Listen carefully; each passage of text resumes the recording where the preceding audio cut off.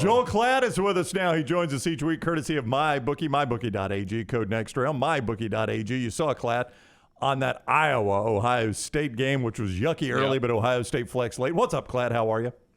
How are you guys? What's going on? Awesome. Doing well. You good? Good.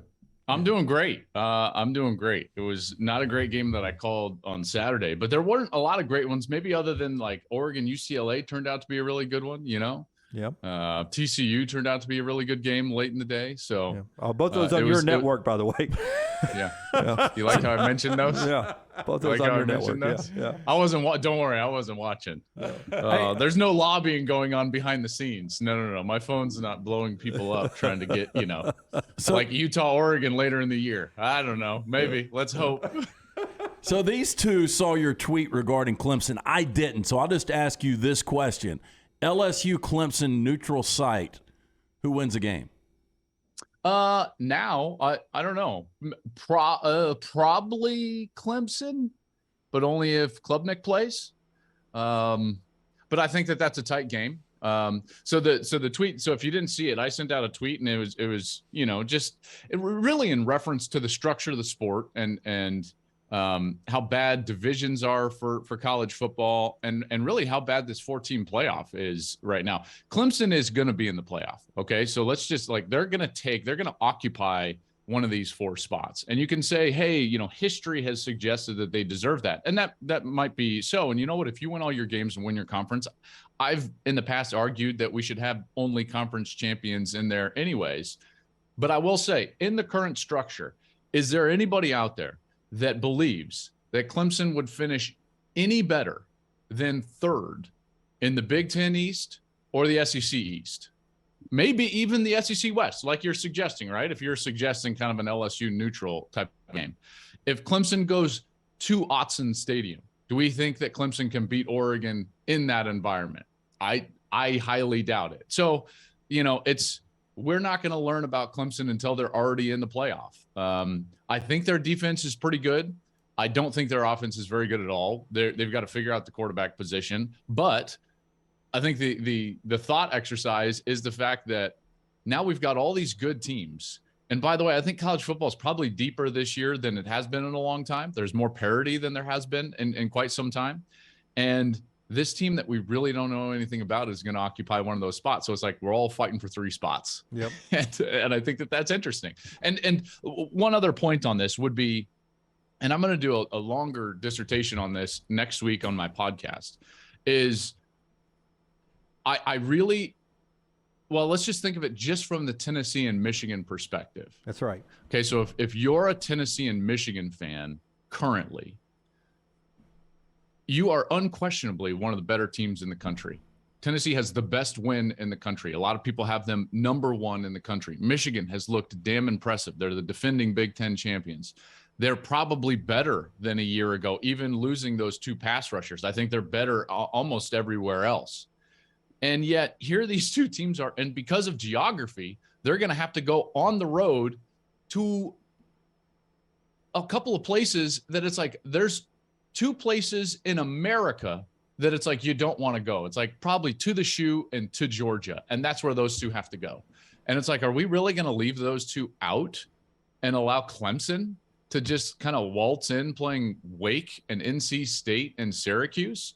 And that's what we're going to do. Our structure is broken. Our playoff is broken, and it needs to expand immediately. Yeah. And even if Tennessee or Michigan or both pull the upset, then we're leaving out an Ohio State team or a Georgia team that probably would beat Clemson too. So it works either way there. Well, it does work either way, but remember now, I'm just talking about think of it from a judicial system standpoint. Think of the burden of proof on Tennessee and Michigan. It is so high. And basically Clemson's in a civil court, which is like the what do they call it? The preponderance of the evidence in the civil court, which is the basis of that. So it's interesting. I don't know. I mean, I guess that's what makes college football great, but it's certainly, that's what I was kind of suggesting when I sent that tweet out. Clemson fans were, big mad. Big mad. I bet they were. Oh, yeah. Oh, yeah. I bet they were. Joel Klatt is with us from Fox. You'll see him on the Big Noon Kickoff. More on that coming up in a second. Ohio State at Penn State. He is on the JohnstonRVCenter.com hotline, and Klatt joins us each week courtesy of My Bookie. MyBookie.ag is where you get in the game right now. MyBookie.ag, code next round to double that deposit bonus. MyBookie.ag, code next round. Big noon kickoff is Ohio State, Penn State. I watched a little bit of your game. Iowa is the Kentucky of the Big Ten. They suck you down to their style of play, and they can muck a game up, and then you realize we've got 10 times better athletes, and we're going to win this game. Yeah. It's like it takes halftime to look Yeah. around and be like, hold on a second. Yeah, I know. I mean, we're way better than them. Yeah, how are they dragging us down? They can't move the ball 8 yards. I don't know how they're going to beat us. But Penn State's a better team than that. Now Ohio State has to go on the road. I mean, do you see anything that gives them trouble out of Penn State? It's a good question. I'm really interested to see how Ohio State's run game reacts, because that was one area, they were pitiful running the ball against Iowa. And, Michigan put on a show running the ball against Penn State. So I'm interested to see how that plays out. But I would say, I wrestled with that game, having called the game, because I got to tell you, sitting in the booth, I don't know if you guys watched it or not, but I'm sitting in the booth, and I'm sure you heard some of the things that I said if you did watch it. I was dead serious when I said Ohio State hasn't played well at all.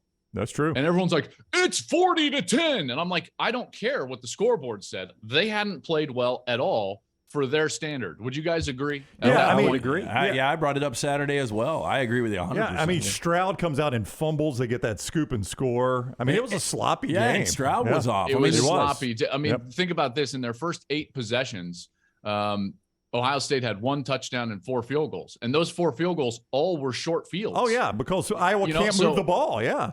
Because they couldn't move the ball. Yeah. I mean, the first play of the game, Peters just literally throws it was awful. Klatt, I could have made that pass. gosh. It was awful. And You then could've. but to You your could've. point, Ohio State only gets a field goal out of that. They only got a field goal Yeah. out of it. So here's where the wheels fell off, though, for Iowa. Through 8 possessions, if their offense is a normal Iowa offense, they should be somewhere at the 8 or 7 minute mark of the fourth quarter through 8 possessions for both teams.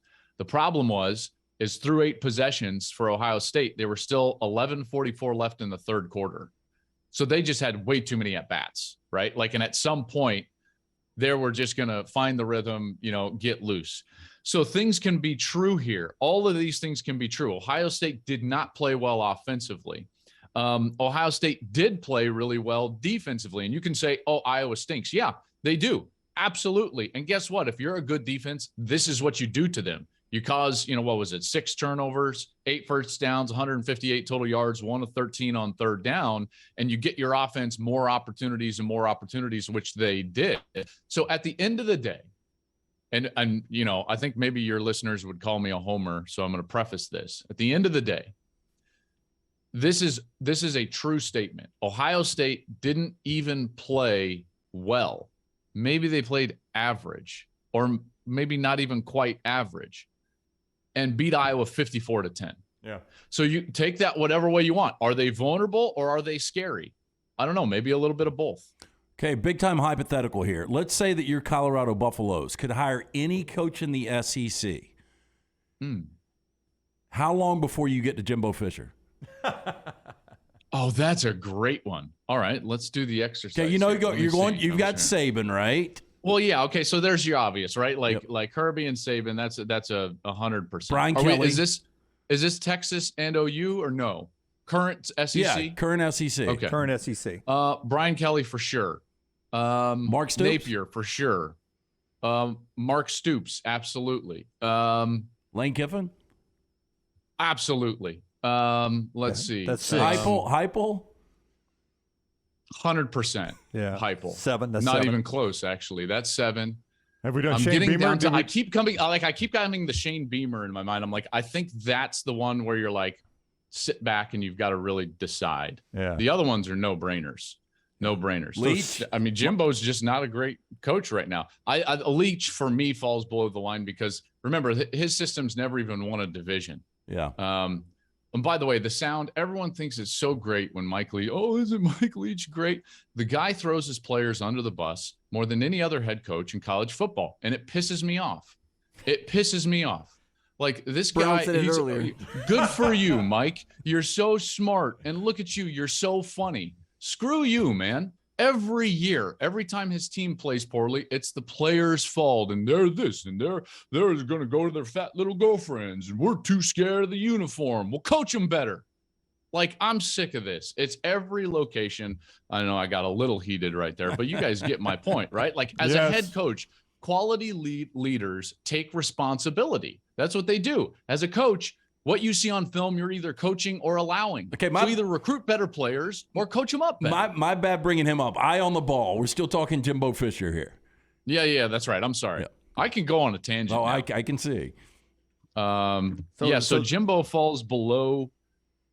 You've got to get to Shane Beamer. So that's like the 8-9 mark, right? So it's more of like, who are the guys would you not take? Yeah. So the ones you did not mention. Drinkwitz was Clarkley at Vandy, Drinkwitz at Missouri, Harsin at Auburn, Leach at Mississippi State, and one more. No, I think that's it. I tell you what, I think I would take Harsin in front of him if I'm Colorado. Only because, Klatt, I think Harsin would have. Here's why I say that. And Jimbo's a more accomplished coach than Harsin. I'm not going to make that argument. But I think Harsin would at least be open to some new offensive ideas that Jimbo's not open to. Jimbo is so stuck in his offensive system that is so stuck in the late 90s and early 2000s. I just don't think he'll ever adjust. Yeah, I mean, maybe don't hold as many papers as it's like you're holding the Odyssey. But what's he doing? What's he doing with those papers? Yeah, he doesn't even really look at them. Yeah, I mean, he does. If he looks at them, they're not doing anything. By the way, there's like a folder in there too. There's always like a folder, and it's like, what? What are we doing? Are his taxes in there? There's a spiral notebook. I think he's got a spiral notebook in there too. I'm like, what are you doing with all those papers? You don't score any points. Like if you're scoring 50 a game, I get it. He should basically, just to be more organized, just pull out a 3-ring. Just start being like this. Just be like, hey, what are we doing here? What are we doing? It'd be more interesting if he'd spin a wheel. Yeah, really. But I'm super pissed if I'm an A&M fan because Tennessee right now with Heupel in year 2, they're getting it done. LSU, same conference, year 1. Brian Kelly, they're getting it done. Well, they're getting better. Yeah. Right? Like, I think that there's a difference between getting it done and getting better. Oregon, think about how much better Oregon is right now than they were week 1. They're getting better. Lincoln Riley in year 1, they're light years better. Utah always gets better during the course of the season, and Whittingham has built a program there. Michigan gets better. You go around the country. I mean, look at what Ole Miss is. Even though Ole Miss lost, I mean, that's still Ole Miss. And Lane has done a really nice job there, right? And the lack of development over the years, and this is trending in a really bad direction for them, because I'm hearing some things under the surface about guys that are upset with their NIL deal, and now they're calling the other schools that were recruiting them during their recruiting process. So we may see a bit of an exodus from that great recruiting class. I don't know if that's absolutely going to happen, but that is what I'm hearing. So we'll see what goes on at Texas A&M. That's a bad deal. I put out a question on social media, and I said, of the two fan bases that have got to be so disappointed this year, Texas and Texas A&M, which fan base feels better about their program currently? And it was overwhelmingly Texas. Overwhelmingly. And thousands and thousands and thousands of votes, and I think it was like 89% Texas. So just goes to show you, I think A&M is in a really rough spot. They're under a contract that they can't get out of for at least, I mean, feasibly, guys, 3 more years? And that's still a giant check. And 3 years in college football is a lifetime. Yeah. I know there were a lot said about what Nick Saban said to me in the summer at that event, but there's been talk around these parts about promises in the NIL world that would not be kept, and Klatt's letting you in a little bit of that. I feel like there will be a conversation in our area about Hugh Freeze very soon, whether it's with the Auburn job or what. 7-1, basically with a third-string quarterback this year. They just beat BYU at home by a lot. What's your thoughts on Hugh Freeze as a coach? Okay, good qualifier. Yes. Right? Because I think it's a double-pronged conversation. Right. I think there's a lot of nuance involved. If you just say as a coach, he's really good. He's really good. And he has to Lance's point, everywhere he goes, his teams get better and develop throughout the season and year over year. He's a really quality football coach. And from that standpoint, he's really attractive, and it makes the other side of that conversation harder. But as a coach, I think he's really good. I think he's in the top third in college football. Wow. Okay. All right, so you'll see Klatt on that Ohio State-Penn State game, 11 o'clock on Fox 6, the big noon kickoff, Ohio State at Penn State. I mean, the Buckeyes 2-touchdown favorite, so this is a more interesting game than he had with Ohio State last week. I'm so, guys, so that Penn State threw a fit this summer, and they were like, what? You're going to put the Ohio State game at noon? And I had to tell, actually, James Franklin himself on the phone. I was sitting right here. I took his call, and I was like, yeah, bro, it's in the title. So that's number one. And the ratings are working. I know you got to go. I see you looking at the clock. No. You're all good. Keep your going. show. No. You're all good. So, and I tell him yeah. And he was like, well, okay, we're probably going to have to move the whiteout then. And I was like, why? Yeah. What? I don't. So they waste the whiteout last week against Minnesota. And now I don't get it. Why do they have to do it at night? Why do they have to do it? They're 8-6 in whiteout games anyway. It's not like That's a good point. But recently it's been better, right? You would admit that, right? So. Auburn, that was terrific. And even though they lost, what was it last year was it Michigan last year? And they ended up losing that game? No. It was Auburn last year. Yeah, they used it on Auburn. That's right. So they didn't even use it on Michigan last year. Yeah. Weird. I would always just, you throw that bullet out there on your best game, and they used it on Minnesota. So good for them. But yeah, we're rolling in. First game I've ever done at Penn State. Never been there actually. Yeah. Wow. Don't know what you've been in that press box. No AC, right? Unless they put AC in, no AC. Yeah. No. you won't need it this weekend. When was that? Was that like 84? Oh, Wow. It was 2011, last time Alabama had gone on the road. That's right. Until the that's Texas right. game. In the That's non-conference. Right. That's right. I tell Yeah. you what. Well, listen, that means that we'll be okay. So 2033 we'll be back out there, and I know that they've got more games coming up. So Klatt obviously thinks I'm in my 60s. Clearly, by that comment, he does. That's yes. fine. That's fine. It's okay. I I hope you look this good in your 50s. Yeah. Yeah, I don't have your guns, though. I appreciate you wearing Phil Mickelson's shirt today. Hey, we just Don't make me show you my shoulder again. I will not. I will not. We just announced in our store, Klatt. I know you've got some of our T-shirts. We just announced the Peter Millar shirts. Don't act like you guys have sent me swag. Hey, you didn't get everyone that? listen to this show. I don't got any gear. Okay. We'll have it out to you today if you'll wear it next week.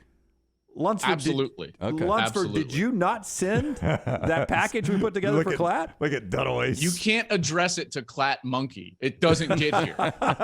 There's a zoo somewhere in California. They got shirts. All right, we'll send you some stuff then, Klatt. Thank you. Have a great week. I love it. All right, bro. Have a good one, guys. Okay. All right, buddy. See you. 11 o'clock, Fox 6, Ohio State at Penn State. What Where you'll size see do we Klatt. send it? Medium? XL. I'll text him and see. He likes to wear them small, though. No, but those are slim fit. And Yeah. I mean, I think XL will be good, He's yeah. 6'1", 180 pounds. MyBookie.ag brought you Klatt. MyBookie.ag. Code next round to double that deposit bonus. He was on the JohnstonRVCenter.com hotline.